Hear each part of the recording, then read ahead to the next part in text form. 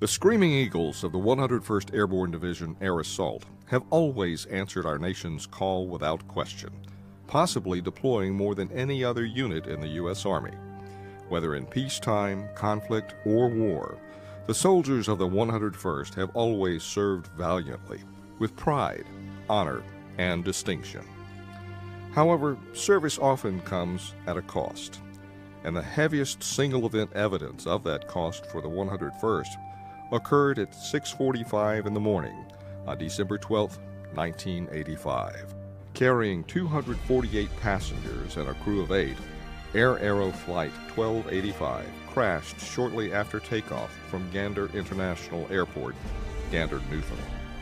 All on board the aircraft perished, and the tragedy remains the deadliest aircraft crash in Canadian air history.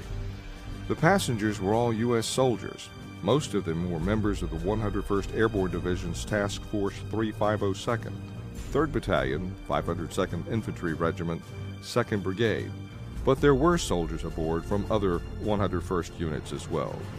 Altogether, the soldiers hailed from 42 different states, Guam, and Puerto Rico.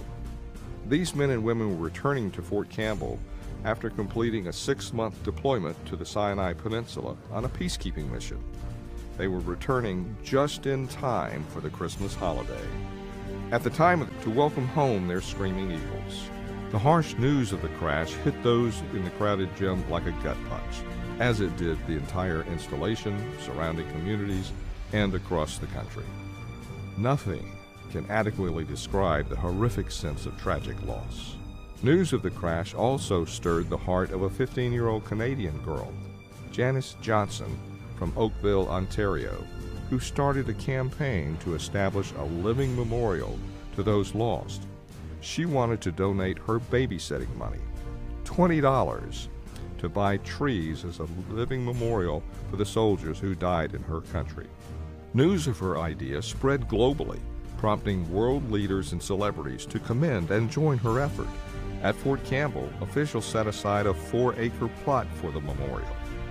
On September 26, 1986, her dream became a reality as 256 Canadian sugar maple trees for the 248 lost soldiers and the 8 crew members were dedicated on Fort Campbell in a ceremony honoring their memory. From that time until today, families, friends, and soldiers have continued to visit this site, and annually on the anniversary of the tragedy, Fort Campbell has recognized its lost yet remembered brothers and sisters in arms in a Gander Memorial ceremony led by the strike soldiers of 2nd Brigade. At the 30th anniversary ceremony, Fort Campbell officials revealed to the families of the Gander fallen that the memorial site was in peril, at risk of being permanently lost, not by neglect, abuse, or operational requirements, but by growth and distress among the trees due to poor spacing. Trees were originally planted with spacing of 20 feet rather than the recommended 40 feet. Individual trees compete for space, light, and water. The root systems have become intertwined, making replacement or relocation impractical. These health challenges throughout the memorial place the trees at grave risk without action, putting the entire memorial at risk. Tree specialists warned that in as few as 5 years, the situation would reach critical status, estimating about 70% of the existing trees would have to be removed to meet the minimum spacing requirements. Having fewer than 256 trees in the Gander Memorial is not an option.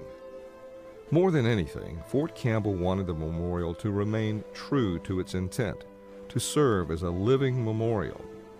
In addressing this issue and the risks the memorial faces, the most viable option was to expand and move the existing site, which demanded buy-in by surviving family members, incorporating their opinions and ideas, making them both a partner and a part of the solution.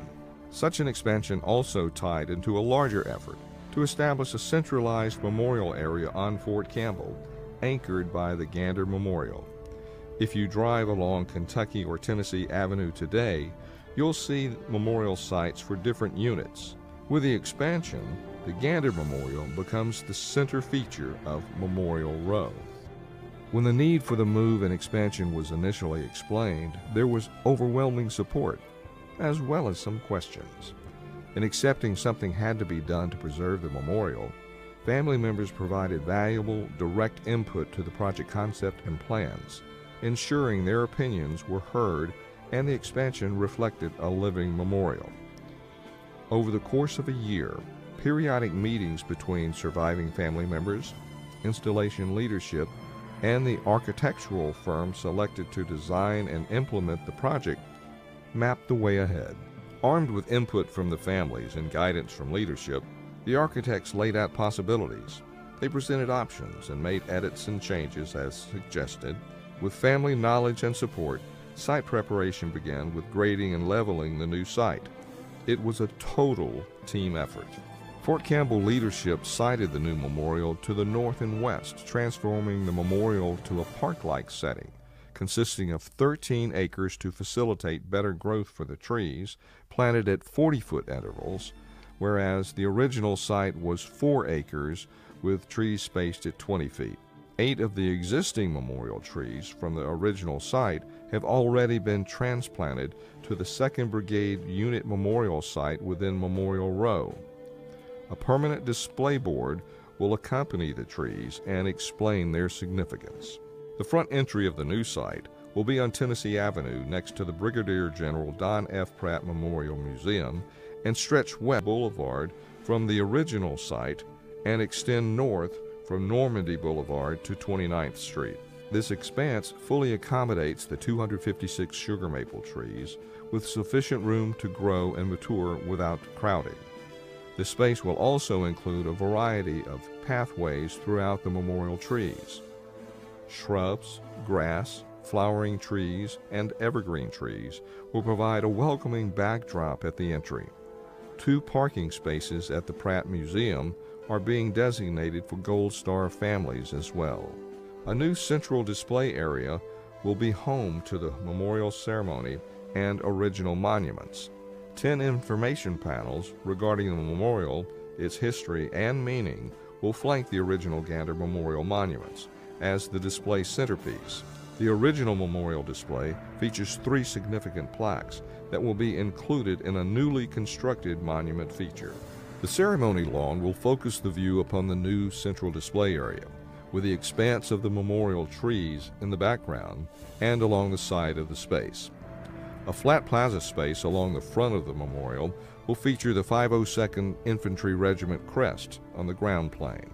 The current memorial site is monitored by the 502nd Infantry Regiment of the 2nd Brigade Combat Team, 101st Airborne Division, and is maintained by the Fort Campbell Directorate of Public Works. They are the tip of the spear in keeping the Gander Memorial Site a living testament to those lost. That mission will continue as the transition to a new site takes place. And what will happen to the old site? The trees will be removed and made available to the families who wish to have them. Afterwards, the current plan is to maintain the area as an open green space. To our Gander families, your support and partnership is helping avert another potential great loss, that of our sacred living testament to the 256 lost souls on Gander Flight 1285, who must never be forgotten. Together, we will continue the original intent to have and maintain a living memorial so that families, friends, visitors, and soldiers can continue to honor the original Gander soldiers, their families, and their collective sacrifice.